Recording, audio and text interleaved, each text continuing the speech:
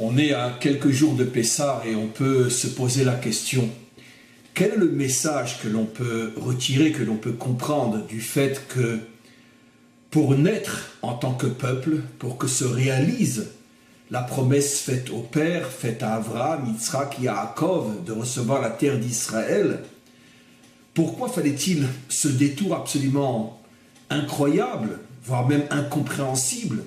la descente en Égypte, l'esclavage, vivre dans des conditions absolument terribles, insupportables, et puis à partir donc de cette obscurité, de cette souffrance, naître en tant que peuple et se diriger vers la terre d'Israël, pour qu'enfin puisse se réaliser la promesse que Dieu avait faite au Père. Alors pourquoi? Il y a ici un message extraordinaire qui en vérité concerne chacun d'entre nous, chaque homme, chaque femme, chaque individu et bien évidemment chaque communauté, chaque peuple, chaque nation. Il est absolument impossible dans ce monde d'atteindre de grandes choses, de réaliser de grandes choses sans passer au préalable par des moments difficiles, en traversant des épreuves, des souffrances, en se retrouvant dans l'obscurité, parce que il est absolument inconcevable d'atteindre directement ce qui est grand, ce qui est fort, ce qui est vrai. Le chemin qui mène à ce qui est grand, ce qui est fort, ce qui est vrai, est toujours un chemin qui nous fait traverser exactement le contraire.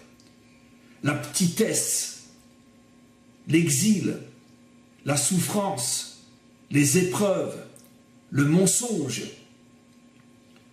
Et c'est précisément en passant par le contraire de ce que l'on cherche à atteindre que finalement, si on arrive à surmonter ce contraire, si on arrive à ne pas sombrer à l'intérieur de ce contraire, c'est à ce moment-là qu'on mérite de recevoir ce que le Maître du monde veut nous donner. Et donc c'est un message qui est très important. Dieu promet au Père que nous aurons la terre d'Israël. Dieu promet au Père que nous allons devenir un peuple choisi par le Maître du monde pour une mission extraordinaire, celle de faire le tikkun, la réparation du monde. On se serait attendu à ce que, directement, la promesse commence à se réaliser et on voit que non. Tout d'un coup, on part dans un sens qui n'a plus rien à voir avec la promesse. On devient des esclaves, on sombre dans l'obscurité, dans la souffrance, dans l'épreuve, on ne comprend plus rien, on ne voit plus rien, on a l'impression que tout ce qui a été promis, c'est un pur fantasme, une pure illusion. Et c'est précisément en passant par ce chemin contraire que l'on va pouvoir atteindre ce qui avait été promis. Et donc chacun d'entre nous doit comprendre qu'à partir du moment où tu décides d'atteindre de grandes choses, de faire de grandes choses, de réaliser de grandes choses, tu ne pourras en aucun cas y arriver sans passer par une situation, par un chemin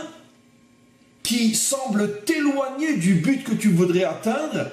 parce que justement, cette situation contraire va t'obliger à dévoiler en toi des forces extraordinaires sans lesquelles, de toute manière, tu ne pourras jamais atteindre le but que tu t'es fixé.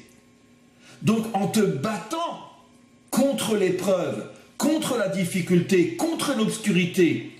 tu dévoiles en toi des forces qui étaient complètement cachées,